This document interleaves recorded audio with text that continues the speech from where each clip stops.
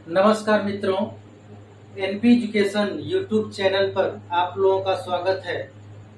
आज हम लोग भारत के सामान्य परिचय के बारे में अध्ययन करेंगे कि भारत का सामान्य परिचय क्या है, भारत का क्षेत्रफल क्या है और भारत को कौन कौन जो लोग आए थे भारत को किन किन नामों से बुलाया, किन किन नामों के द्वारा जाना जाता है, भारत के कितने नाम हैं, ये सब पॉइंट के बारे में जानने का प्रयास करेंगे।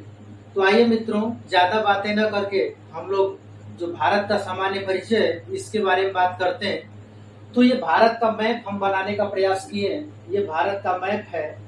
अब जो है सामान्य परिचय में भारत को आर्यों ने भारत कहा था। भारत को आर्यों ने क्या कहा था मित्रों? भारत कहा था। और यूनानियों ने भारत को इंडिया के नाम से बोला था। यूनानियों ने क्या बोला था? इंडिया के नाम से बोला था। ईरानियों ने हिंदुस्तान के नाम से बोला था। और जो भारत का संविधान है, संविधान में अनुच्छेद 1 जो है, आर्टिकल 1 जो है, उसमें बताया गया है कि भारत को क्या बोला गया है? इंडिया दैट इज भारत, यानी इंडिया और भारत। इस इंडिया और भारत यानी हमारे भारतीय संविधान में दो नाम देखने के लिए मिलते हैं, और वो दो नाम कौन कौन से हैं? तो इंडिया और भारत। यानी भारत का क्या है? राज्यों का संघ है। ये जो है हमारे भारतीय संविधान में देखने के लिए मिलता है। भारत को कई नामों से जाना जाता है। भारत को हम लोग भारतवर्ष के नाम से भी जानते हैं, आर्यावर्त के नाम से भी जानते हैं, भारत को जम्बू द्वीप के नाम से भी जानते हैं, क्योंकि भारत जो है जम्बू द्वीप पर स्थित माना जाता है। और भारत को जो है इंडिया के नाम से भी जानते हैं, ठीक है ना? भारत को इंडिया के नाम से भी जानते हैं, हिंदुस्तान के नाम से भी जानते हैं। यानी 4-5 नामों से जाना जाता है। पहला क्या है?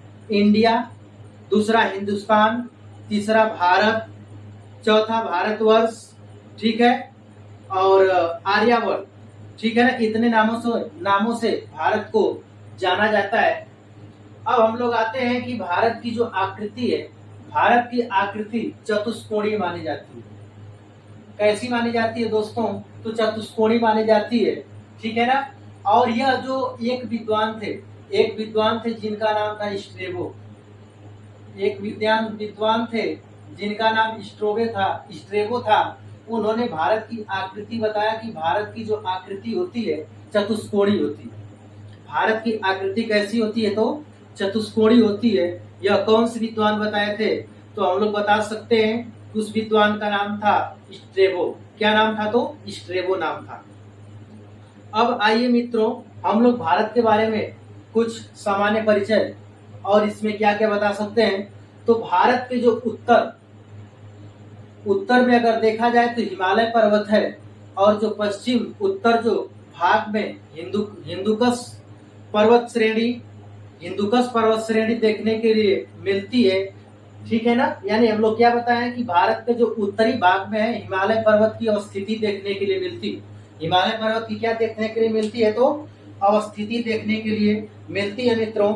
तथा जो उत्तर पश्चिम में है हिंदुकश तथा सुलेमान की जो श्रेणियां हैं वो देखने के लिए मिलती है। तथा भारत का जो पूर्वोत्तर जो है, पूर्वांचल की पहाड़ियां देखने के लिए मिलती हैं।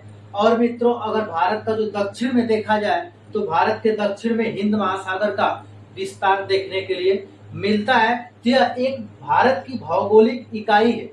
इसी कारण हम लोग भारत को उपमहाद्वीप की संज्ञा, भारतीय यानी इसको उपमहाद्वीप की संज्ञा दिया गया है। भारत को उपमहाद्वीप की संज्ञा देते हैं। अगर भारतीय उपमहाद्वीप में कौन कौन से देश आते हैं तो हम लोग आसानी से मित्रों बता सकते हैं। भारतीय उपमहाद्वीप में 7 देश देखने के लिए मिलते हैं। और वह कौन कौन से 7 देश हैं तो हम लोग बता सकते हैं। पहला नंबर चीन है, दूसरा पाकिस्तान, तीसरा जो है मित्रों भूटान, चौथा बांग्लादेश, चौथा क्या है? तो बांग्लादेश है दोस्तों। और पांचवा मालदीव, छठवां नंबर जो है श्रीलंका। छठवां नंबर क्या बताया गया है? तो श्रीलंका बताया गया है, ठीक है ना? यानी अगर भारतीय उपमहाद्वीप में देखा जाए तो 7 देश देखने के लिए मिलते हैं। पहला जो चीन है, दूसरा पाकिस्तान है, तीसरा भूटान है मित्रों, तीसरा क्या बताया गया है, भूटान बताया गया है, और जो चौथा बताया गया है दोस्तों वह बांग्लादेश बताया गया है, पांचवा जो है मालदीव बताया गया है, और जो छठवां है श्रीलंका, और सातवां जो है नेपाल। सातवां क्या है तो नेपाल। यानी भारतीय उपमहाद्वीप में 7 देश आते हैं। भारतीय उपमहाद्वीप में दोस्तों कितने देश आते हैं तो 7 देश आते हैं। और वह 7 देश कौन कौन से हैं तो चीन है, पाकिस्तान है, भूटान है, बांग्लादेश है, मालदीव है, श्रीलंका है, नेपाल है। ये 7 देश भारतीय उपमहाद्वीप के अंतर्गत देखने के लिए मिलते हैं। अब इसके बाद हम लोग अगर भारत का विस्तार के बारे में जानने का प्रयास करें तो भारत का जो है अक्षांशीय विस्तार और देशांतरी विस्तार क्या क्या है तो हम लोगों ने पिछले वीडियो में अध्ययन किया था। एक बार उसको और रिवीजन कर लेते हैं कि भारत का जो अक्षांशीय विस्तार देखने के लिए मिलता है वह कहां से कहां तक देखने के लिए मिलता है, कितने अक्षांश से लेकर कितने अक्षांश तक देखने के लिए मिलता है। तो बता सकते हैं कि जो अक्षांशीय विस्तार भारत का है, जो भारत का अक्षांशीय विस्तार देखने के लिए मिलता है तो वह 8 अंश 4 मिनट उत्तरी अक्षांश से लेकर के 37 अंश 6 मिनट उत्तरी अक्षांश तक देखने के लिए मिलता है। अगर देशांतरी विस्तार की बात करते हैं मित्रों तो देशांतरी विस्तार में हम लोग बताते हैं कि भारत का जो देशांतरी विस्तार है 68 अंश 7 मिनट पूर्वी देशांतर से लेकर के 97.25 मिनट पूर्वी देशांतर तक देखने के लिए मिलता है। फिर हम लोगों ने बात किया था, या बात एक बार फिर कर लेते हैं कि भारत का जो पूर्वी बिंदु है उस बिंदु को किस नाम से जानते हैं तो अरुणाचल प्रदेश में पड़ता है पूर्वी बिंदु, जिसका नाम किबुथु है। जिसका नाम क्या मित्रों है तो किबुथु है, जो कहाँ पर पड़ता है अरुणाचल प्रदेश में देखने के लिए मिलता है। ये कौन सा बिंदु है तो पूर्वी बिंदु है, भारत का पूर्वी बिंदु है। अगर पश्चिमी बिंदु की बात करता है तो भारत की जो पश्चिमी बिंदु है अगर इसके बारे में बताते हैं तो गुजरात में पड़ता है, और गुजरात में जो है एक गांव है जिसका नाम है गोहर माता। जिसका नाम क्या है मित्रों तो गोहर माता। अब देखिए कभी कभी प्रश्न में क्या होता है कि भारत का पूर्वी बिंदु किबुथु न दे करके लोआंग भी दे सकता है। अगर लोआंग भी रहेगा तो लोआंग भी सही होगा। और जो ये है भारत का पश्चिमी बिंदु है गुजरात में गोहरमाता न दे करके सरक्रिक भी दे सकता है, तो सरक्रिक भी हम लोग सही उत्तर होगा। ठीक है ना, सरक्रिक भी क्या होगा सही उत्तर माना जाएगा। अब मित्रों जो है भारत का जो उत्तरी बिंदु है, उत्तरी बिंदु की बात करते हैं भारत का, तो उत्तरी बिंदु कौन सा है तो इंदिराकाल है। कौन सा है मित्रों तो इंदिराकाल है, जो कहाँ पड़ता है तो लद्दाख में पड़ता है। कहाँ पर पड़ता है मित्रों तो लद्दाख में पड़ता है। तथा अंडमान निकोबार द्वीप समूह में ग्रेट निकोबार जो है वहां पे दक्षिणी बिंदु देखने के लिए मिलता है। अंडमान निकोबार द्वीप समूह है, ये अंडमान निकोबार द्वीप समूह है।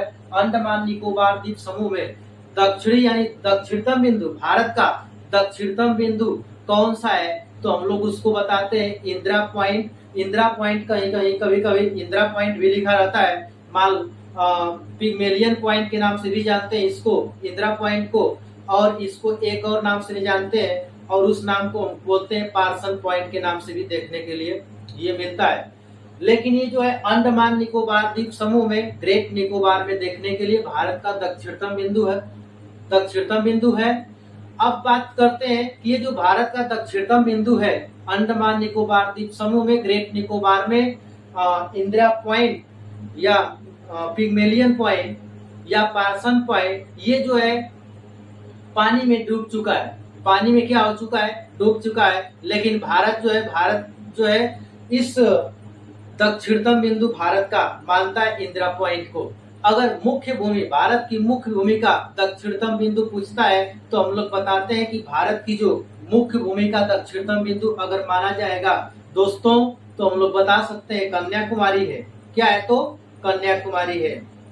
अब हम लोग बात करते हैं कि अगर लंबाई पूछता है दक्षिण से लेकर के उत्तर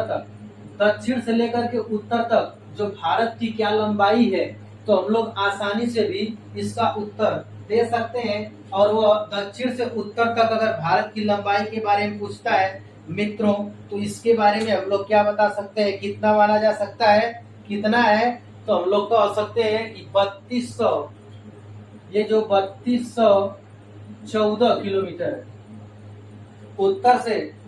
उत्तर से जो दक्षिण भारत की जो लंबाई है उत्तर से जब दक्षिण की तरफ, वह कितना किलोमीटर है, तो 3214 किलोमीटर। उत्तर से, या पूरा लिख देते हैं इसको, उत्तर से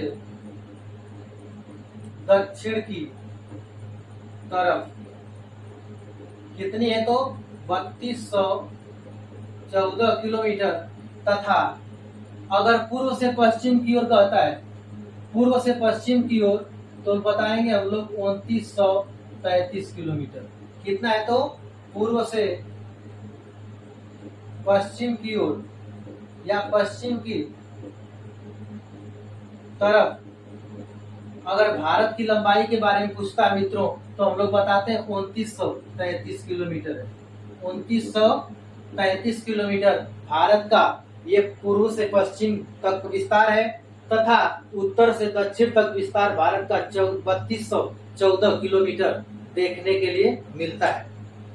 अब इसके बाद हम लोग ये पढ़ने का प्रयास किए हैं कि जो भारत का उत्तरतम बिंदु, दक्षिणतम बिंदु, पूर्वी बिंदु, पश्चिमी बिंदु कौन कौन सा है, उत्तर से लेकर दक्षिण तक भारत की कितनी लंबाई है, पूर्व से लेकर पश्चिम तक भारत की कितनी लंबाई है, ये बात हम लोग जानने का प्रयास किए हैं मित्रों। अब जो है अगर पूछता है कि अक्षांशीय और देशांतरी विस्तार, तो हम लोग अक्षांशीय और देशांतरी विस्तार की भी बात की है कि अक्षांशीय विस्तार कहाँ कहाँ तक है, ठीक है ना, किस गोलार्ध में। पहला प्रश्न यही पूछा जा सकता है कि भारत की अवस्थिति किस गोलार्ध में है मित्रों, तो हम लोग बताएंगे उत्तरी पूर्वी गोलार्ध में। भारत की जो अवस्थिति है किस गोलार्ध में है, तो उत्तरी पूर्वी गोलार्ध में है। ये जो है पॉइंट हम पिछले वीडियो में बताए हैं, ये जो पॉइंट है पिछले वीडियो में बताने का हम प्रयास किए हैं, उसको आप लोग पिछला वीडियो देखेंगे तो आसानी से समझ में आ जाएगा, ठीक है ना। यानी भारत का जो विस्तार है उत्तरी पूर्वी गोलार्ध में देखने के लिए मिलता है अक्षांशीय व देशांतरी विस्तार। अक्षांशीय व देशांतरी विस्तार क्योंकि जो भूमध्य रेखा से ऊपर अवस्थिति भारत की देखी जाती है, तो भूमध्य रेखा से जब विश्व का मानचित्र में हम लोग देखते हैं, तो विश्व के मानचित्र में भूमध्य रेखा से जो ऊपर का क्षेत्र होता है, एरिया होता है, उसको हम लोग किस उत्तरी गोलार्ध के नाम से जानते हैं, तथा जो भूमध्य रेखा के नीचे का एरिया क्षेत्र होता है उसको हम लोग किस गोलार्ध के नाम से जानते हैं, तो दक्षिणी गोलार्ध के नाम से जानते हैं। तो भारत की अवस्थिति देखा जाए तो उत्तरी गोलार्ध में है, लेकिन देशांतरी अगर विस्तार के आधार पर देखा जाए तो हम लोग बताते हैं कि GMT से, यानी जीरो अक्ष देशांतर से पूर्व की तरफ देखने के लिए इसकी अवस्थिति मिलती है मित्रों। तो इसलिए यह पूर्वी गोलार्ध में देखने के लिए मिलता है। यानी पूर्व में जो रहेगा GMT से पूर्वी गोलार्ध रहेगा, और GMT से जो पश्चिम में रहेगा वह क्या रहेगा, तो पश्चिमी गोलार्ध में माना जाएगा। ये पॉइंट हम लोग पिछले वीडियो में अध्ययन कर चुके हैं। अगर अब बात करते हैं तो भारत जो है, भारत के बीचों बीच से एक रेखा गुजरती है। भारत के जो बीचों बीच से एक रेखा गुजरती है, उस रेखा का नाम क्या है, तो हम लोग बताते हैं कि उस रेखा का जो नाम है कर्क रेखा है। कौन सी रेखा है मित्रों, तो कर्क रेखा है। कौन सी रेखा है, तो कर्क रेखा है। कर्क रेखा, कर्क रेखा, कर्क रेखा के बारे में हम लोग जानने का प्रयास करते हैं। मान लीजिए कि ये ग्लोब है, मान लीजिए क्या है, ये ग्लोब है। ग्लोब को दो भागों में बांटता है, जीरो अक्ष, जीरो अंश, ठीक है ना, अक्षांश। जीरो अंश अक्षांश को हम लोग विषुवत रेखा के नाम से भी जानते हैं, और इसी को भूमध्य रेखा के नाम से भी जानते हैं। जीरो अंश जो अक्षांश है, इसको हम लोग भूमध्य रेखा के नाम से या विषुवत रेखा के नाम से जानते हैं। अब देखिए जो है कि ग्लोब को जो है यह विषुवत रेखा जीरो अंश अक्षांश ग्लोब को दो भागों में विभाजित करता है, और जीरो अक्षांश यानी भूमध्य रेखा एक काल्पनिक रेखा है। यह क्या है, एक काल्पनिक रेखा है जो ग्लोब को दो भागों में बांटता है। अब देखिए ये जो लाइन है, ये जो रेखा है, इसको हम लोग बोलते हैं 23.5 अंश उत्तरी अक्षांश, और ये जो रेखा है इसको हम लोग बोलते हैं 23.5 अंश दक्षिणी अक्षांश यानी साउथ, और ये नॉर्थ। जो 23.5 अंश उत्तरी अक्षांश है इसको हम लोग कर्क रेखा के नाम से जानते हैं, और जो 23.5 अंश दक्षिणी अक्षांश है इसे हम लोग मकर रेखा के नाम से जानते हैं मित्रों। अब देखिए भारत के परिप्रेक्ष्य में देखा जाए तो भारत देश से बीचों बीच यानी भारत के मध्य से कर्क रेखा जो है प्रवेश करता है या कर्क रेखा गुजरता है, और कर्क रेखा जो है भारत के 8 राज्यों से गुजरता है। कितने राज्यों से गुजरता है? भारत के 8 राज्यों से गुजरता है। 23.5 अंश उत्तरी अक्षांश जो भारत के कितने राज्यों से होकर गुजरता है? तो 23.5 अंश 23.5 अंश उत्तरी 23.5 अंश उत्तरी अक्षांश को हम लोग कर्क रेखा कहते हैं। ये भारत के एकदम बीचों बीच से गुजरता है, भारत के मध्य से गुजरता है। तो कौन कौन से राज्यों से गुजरता है? भारत के किन किन राज्यों से कर्क रेखा गुजरता है दोस्तों? तो हम लोग आसानी से बता सकते हैं कौन कौन से आते हैं राज्य। तो मिजोरम, त्रिपुरा, पहला कौन सा राज्य है? मिजोरम है, दूसरा त्रिपुरा है, ठीक है ना। हम उधर से ले रहे हैं यानी क्रम नहीं बता रहे हैं, ठीक है ना। लेकिन कितने राज्यों से है? तो 8 राज्यों से। मिजोरम, त्रिपुरा, पश्चिम बंगाल,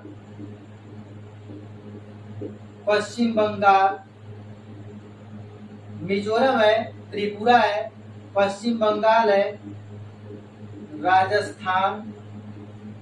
राजस्थान दोस्तों, राजस्थान, ठीक है ना। मिजोरम, त्रिपुरा, पश्चिम बंगाल, राजस्थान, ठीक है। गुजरात,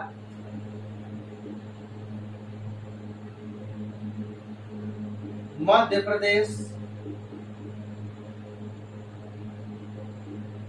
छत्तीसगढ़, 8वां नंबर झारखंड। 8वां नंबर कौन सा राज्य है? तो झारखंड है दोस्तों। यानी कर्क रेखा जो है इसको हम लोग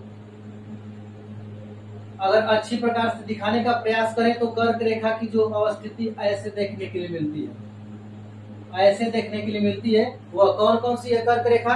कर्क रेखा जो है भारत के कितने राज्यों से? 8 राज्यों से गुजरती है। कितने राज्यों से? 8 राज्यों से गुजरती है। और वह 8 राज्य कौन कौन से हैं? तो मिजोरम है, त्रिपुरा है, पश्चिम बंगाल है, राजस्थान है, गुजरात है, मध्य प्रदेश है, छत्तीसगढ़ है, झारखंड है। इन 8 राज्यों से कर्क रेखा जो है भारत को 2 भागों में विभाजित करते हुए गुजरती। जब भारत को 2 भागों में विभाजित करती है कर्क रेखा, जो 23.5 अंश उत्तरी अक्षांश है, 2 भागों में विभाजित करती है, तो कर्क रेखा के ऊपर वाला क्षेत्र को हम लोग उत्तरी भारत के नाम से जानते हैं। कर्क रेखा के ऊपर वाले क्षेत्र को उत्तरी भारत के नाम से जानते हैं, तथा कर्क रेखा के दक्षिण वाले क्षेत्र को हम लोग दक्षिणी भारत के नाम से जानते हैं। दक्षिणी भारत के नाम से जानते हैं, ठीक है ना। यानी जो कर्क रेखा का जो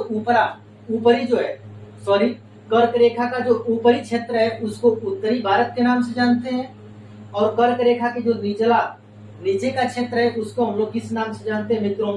तो दक्षिणी भारत के नाम से जानते हैं। अब पूछता है कि भारत जो है, भारत का जो उत्तरी भारत है, उत्तरी भारत अगर देखा जाए जो इसकी कौन सा मतलब कि जलवायु माना जाए, जलवायु की क्या कटिबंध अगर माना जाए तो हम लोग बताते हैं कि जो उपोष्ण कटिबंध कौन सा है? उपोष्ण है।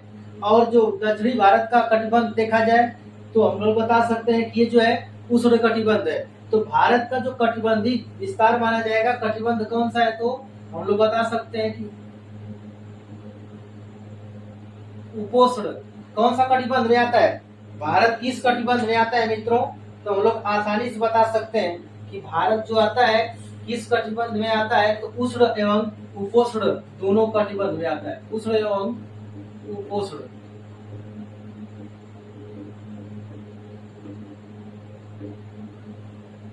उष्ण एवं उपोष्ण कटिबंध दोनों में आता है, ठीक है ना। यानी जो उत्तरी भाग है यहाँ का कैसा है, उपोष्ण कटिबंध है, और जो दक्षिणी भारत है इसका किसमें माना जाता है, तो किस कटिबंध में माना जाता है विस्तार, तो उष्ण कटिबंध में माना जाता है। इसलिए भारत का जो कटिबंधीय विस्तार देखने के लिए मिलता है उष्ण एवं उपोष्ण कटिबंधीय देखने के लिए विस्तार मिलता है मित्रों। अब जो है इसके बाद हम लोग जब भारत के बारे में बात करते हैं, भारत के बारे में जब मित्रों बात करते हैं तो एक भारत का मानक समय रेखा होता है, मानक समय रेखा होता है जो 82.5 पूर्वी देशांतर से 82.5 पूर्वी देशांतर से गुजरता है, जो प्रयागराज इलाहाबाद का नैनी या मिर्जापुर से होकर के गुजरता है 82.5 पूर्वी देशांतर। और उसी 82.5 पूर्वी देशांतर को हम लोग भारतीय मानक रेखा के नाम से जानते हैं। और वो अब पूछ दिया कि भारतीय मानक रेखा जो है, भारत का भारतीय मानक रेखा जो है यह कितने राज्यों से गुजरता है मित्रों, तो 5 राज्यों से गुजरता है। कितने राज्यों से, तो 5 राज्यों से गुजरता है भारतीय मानक रेखा। भारतीय मानक रेखा,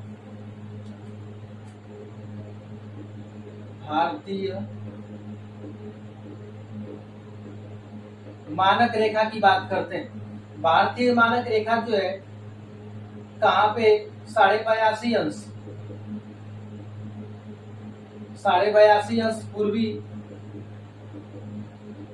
देशांतर जो है इलाहाबाद के नैनी या मिर्जापुर से होकर के गुजरता है। इसी 82.5 पूर्वी देशांतर को हम लोग भारतीय मानक रेखा के नाम से जानते हैं। और यह अभी एक काल्पनिक रेखा है, यह अभी कैसी रेखा है, तो काल्पनिक रेखा है। अब पूछा कि जो भारतीय मानक रेखा है भारत के कितने राज्यों से होकर गुजरता है, तो हम लोग आसानी से बता सकते हैं कि यह 5 राज्यों से होकर गुजरता है। कितने राज्यों से मित्रों, तो 5 राज्यों से होकर गुजरता है। अगर वह 5 राज्यों की बात करता है कि वह कौन कौन से 5 राज्य हैं, तो हम लोग आसानी से बता सकते हैं। उत्तर प्रदेश है, उत्तर प्रदेश, दूसरा मध्य प्रदेश है, तीसरा जो है मित्रों छत्तीसगढ़ है, ठीक है ना। यानी उत्तर प्रदेश कितने कितने राज्यों से गुजरता है, तो 5 राज्यों से। उत्तर प्रदेश, मध्य प्रदेश, छत्तीसगढ़, उड़ीसा, चौथा नंबर उड़ीसा, और 5वां नंबर जो है आंध्र प्रदेश। आंध्र प्रदेश यानी जो भारतीय मानक रेखा है 82.5 पूर्वी देशांतर, यह इलाहाबाद के नैनी से होकर गुजरता है, मिर्जापुर से होकर गुजरता है, जिसको भारतीय मानक रेखा के नाम से जानते हैं। किस देशांतर को, तो 82.5 पूर्वी देशांतर को। और यह 82.5 पूर्वी देशांतर जो है भारत के 5 राज्यों से होकर गुजरता है। और वह भारत के कौन कौन से 5 राज्य हैं, तो उत्तर प्रदेश है, मध्य प्रदेश है, छत्तीसगढ़ है मित्रों, ये उड़ीसा है और आंध्र प्रदेश है। ये 5 भारतीय राज्य देखने के लिए भारतीय मानक रेखा इन राज्यों से होकर के गुजरती है। अब जो है हम लोग बात करेंगे कि जो एक देशांतर में कितना मिनट होता है, तो एक देशांतर, पृथ्वी जो है एक देशांतरी दूरी तय करती है कितने मिनट में, तो हम लोग बताते हैं कि 4 मिनट में। कितने मिनट में मित्रों, 4 मिनट में। अगर देखा जाए तो जो सूर्य सबसे पहले उगता है, अरुणाचल प्रदेश में सूर्य सबसे पहले दिखाई देता है, फिर 2 घंटे के बाद गुजरात में दिखाई देता है। लेकिन ये पॉइंट जानने से पहले हम लोगों को यह जानने का प्रयास करना होगा कि जो GMT होता है, GMT यानी प्रधान मध्याह्न रेखा, जिसको हम लोग 0 अंश देशांतर के नाम से जानते हैं, यह 0 अंश देशांतर के पूर्व में हम लोग जाते हैं, यानी GMT से 5 यानी 5.5 घंटा भारत क्या है, आगे है, ठीक है ना। GMT से 5.5 घंटा भारत क्या है, तो आगे है। यानी इसको हम लोग भाषा के रूप में बोले तो हम लोग आसानी से कह सकते हैं कि GMT से मानक समय रेखा जो है भारत की 5.5 घंटा आगे। GMT से मानक समय रेखा जो भारत की है 5.5 घंटे आगे है। इसीलिए और इसी जो मानक समय रेखा भारत की जो बनाई गई है उसी के आधार पर भारत के हर प्रदेश में या भारत में जो घड़ियां हैं समान दिखाई देती हैं या समान बजती, समय बताती, समान समय बताती। ठीक है, यानी हम लोग क्या बताएं कि GMT से जो भारत का जो समय है 5.5 घंटा क्या है, आगे है। इसी कारण जो अरुणाचल प्रदेश में सूर्य सबसे पहले दिखाई देता है, फिर 2 घंटे के बाद मित्रों, 2 घंटे के बाद यह कहाँ दिखाई देता है, तो हम लोग बताते हैं कि यह गुजरात में, गुजरात के कच्छ में दिखाई देता है। तो ये था भारत का सामान्य परिचय, और सामान्य परिचय में हम लोगों ने बताने का प्रयास किए हैं। यदि आप लोग इस वीडियो को देखते हैं तो जरूर समझ में आएगा मित्रों। यदि आप लोगों को पसंद आए तो इस वीडियो को आप लोग जरूर लाइक, शेयर और सब्सक्राइब करें। धन्यवाद।